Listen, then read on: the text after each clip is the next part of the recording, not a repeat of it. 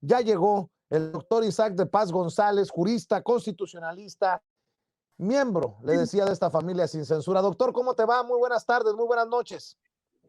¿Qué tal? ¿Cómo estás, Vicente? Buenas noches allá. No te escucho. Ahí está, ahí sí. Buenas noches, Vicente, al finísimo público de Sin Censura. ¿Qué tal? ¿Cómo estás? Bien, ¿cómo ve a los más jóvenes y a las más jóvenes de la legislatura alzando la voz y creo que con gran contundencia?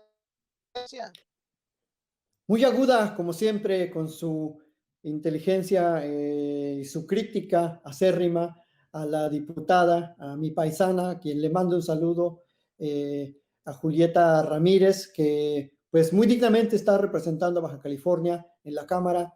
Y por supuesto, pues hay que decir las cosas como son.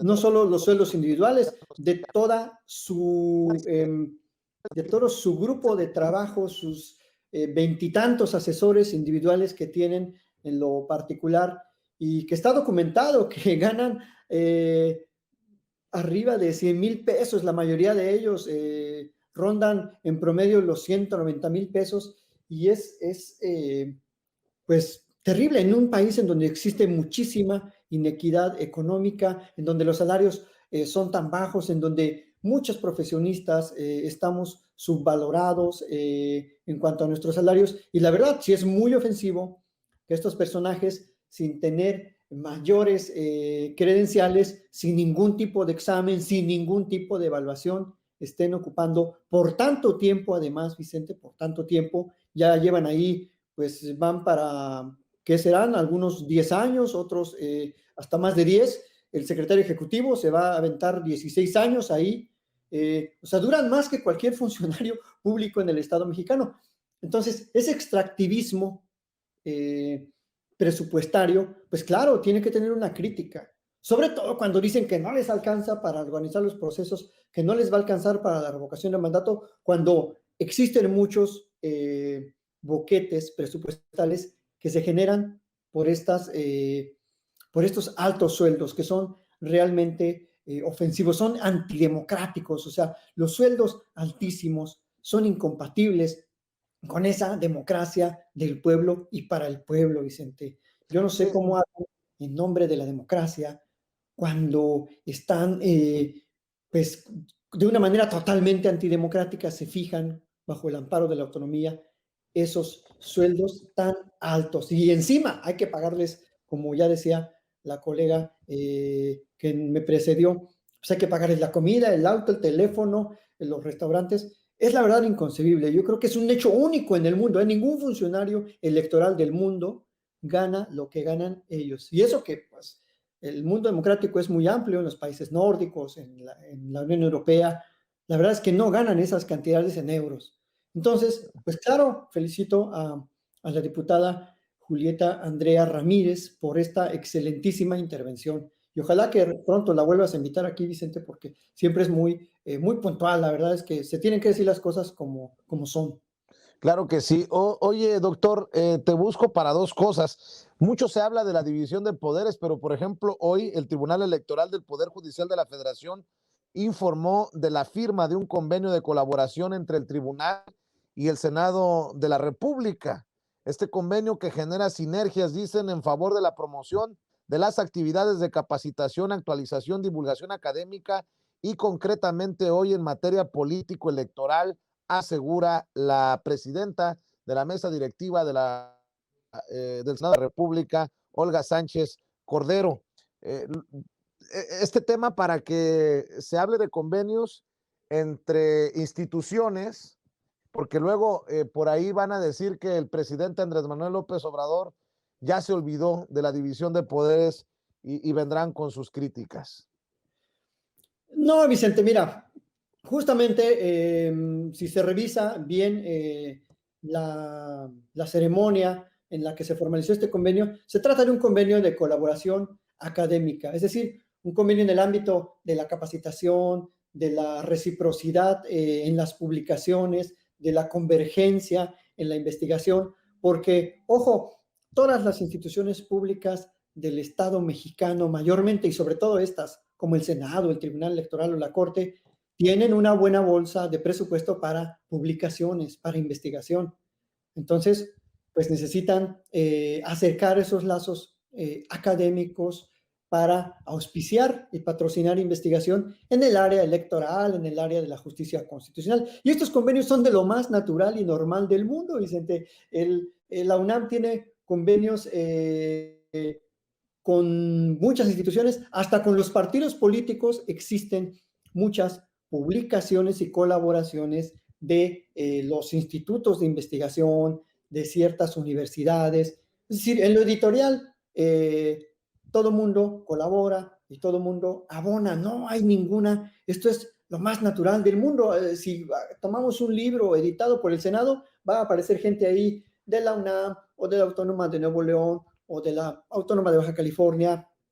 Estos convenios siempre han existido, Vicente. Que ahorita tengan una visibilidad y que se quiera tergiversar el hecho de que hay un acercamiento político, bueno, definitivamente también tiene una lectura política.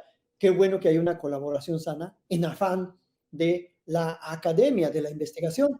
Y además, el Tribunal Electoral tiene convenios con muchas instituciones del mundo, Vicente, y no se dice, ay, está violando la soberanía porque firmó el convenio con unos investigadores de por allá de Europa.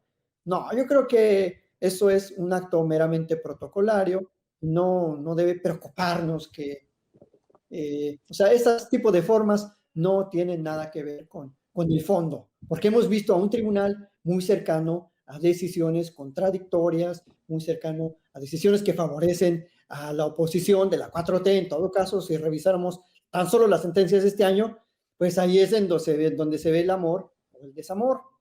Entonces, este convenio no tiene mayor alcance de interpretación como una transgresión a las autonomías de ambos órganos. Creo que tanto la Corte, el Poder Judicial, los poderes judiciales de los estados, los centros de investigación de los estados, están colaborando mutuamente con muchos tipos de instituciones, Vicente. No, gente ya se hace muchas telarañas en este aspecto.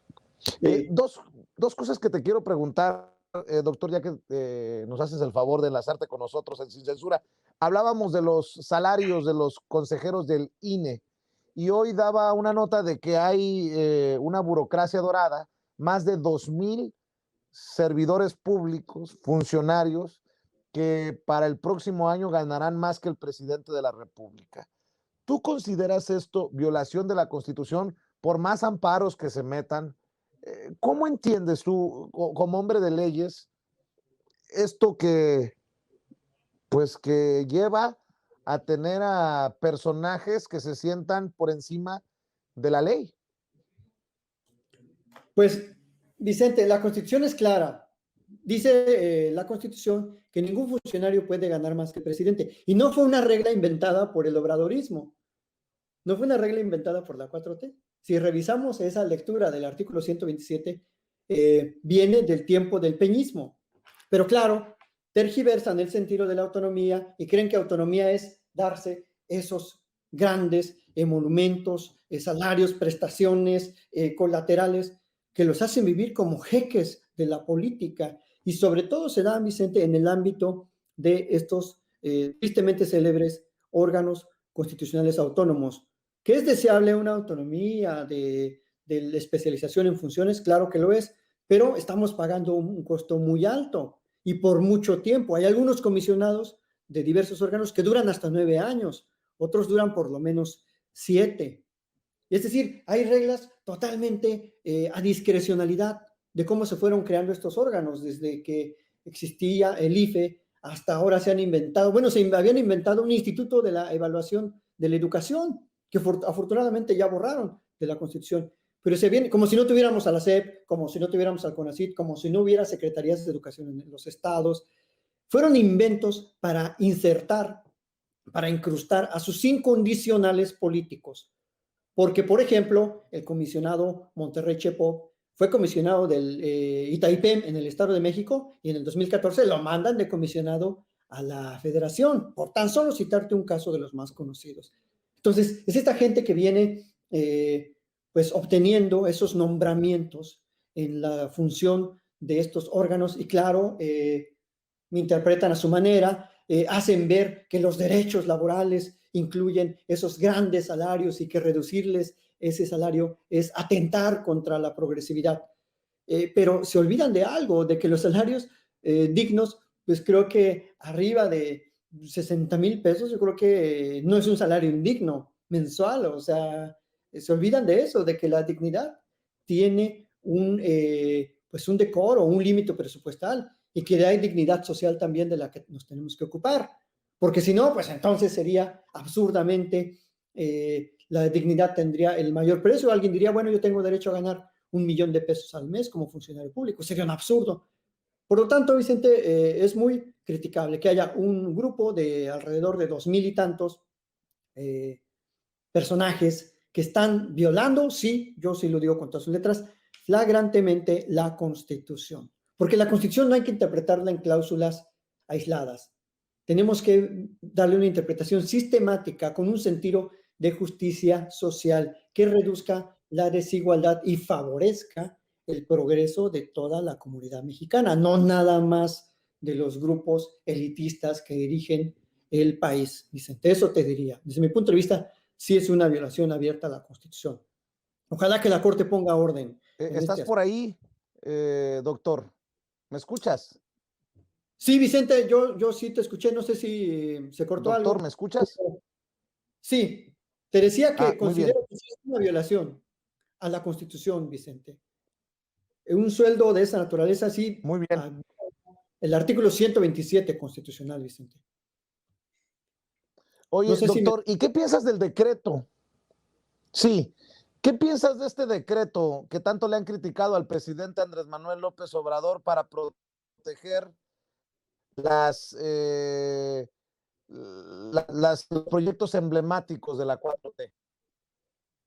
Creo, Vicente, desde el punto de vista constitucional, innecesario, Vicente, con todo el rigor te lo digo, innecesario, abre un flanco muy débil. Creo que las obras van bien, no necesita blindarlas. Sé que quizás en el fondo quiere evitar algunos amparos por algunos tramos del Tren Maya, pero yo le apostaría a lo que dice él, al diálogo y al más diálogo con las comunidades que se oponen, por ejemplo, tan solo por citar uno de los casos en los que puede enfrentar oposición el Tren Maya. Era innecesario, Vicente, porque se tienen ya todas las capacidades legales. Ahora, si van a hacer un decreto, pues casi que me pregunten cómo se fundamenta de manera amplia, de manera atendiendo a las cláusulas económicas de la Constitución, pero lo veo flojo, Vicente, lo veo flojo, lo veo débil. Creo que le hizo falta un estudio más de fondo, hablando en términos constitucionales, y sobre todo yo lo veo innecesario. No era, creo que abre un flanco para que lo impugnen, para que lo derriben con amparos. No va a aguantar algunos amparos, porque sí le hace falta una consistencia constitucional. Y sobre todo, políticamente es innecesario.